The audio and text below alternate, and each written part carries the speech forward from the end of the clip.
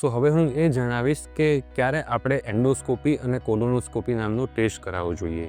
સો સૌપ્રથમ એન્ડોસ્કોપી એ મોઢાના રસ્તેથી થતી પ્રોસિજર છે, જેમાં આપણે અન્નનળી, જઠર અને નાના આંતરડાનો શરૂઆતનો ભાગ જોઈ શકીએ છીએ. અને કોલોનોસ્કોપી એ મળદ્વારથી થતો ટેસ્ટ છે, જેમાં આપણે ડાયરેક્ટ કેમેરાથી આખું મોટું આંતરડું એનો આપણે અભ્યાસ કરી શકીએ છીએ અને એના લગતી જે બીમારી હોય એને આપણે ડાયગ્નોસિસ અને પરફેક્ટ ટ્રીટમેન્ટ કરી શકીએ છીએ. સો લક્ષણો જેવા કે સતત પેટમાં અને છાતીમાં બળતરા થતી હોય જે દવાઓથી મટતી ના હોય, લોહીની ઉલટીઓ થાય, લીવરમાં સિરોસિસ હોય, પેટમાં ચાંદા અલ્સર પડેલા હોય, ફેમિલીમાં કોઈને પણ કેન્સરની હિસ્ટ્રી હોય, એસિડ અને તીવ્ર પદાર્થ પી ગયેલા પેશન્ટ હોય,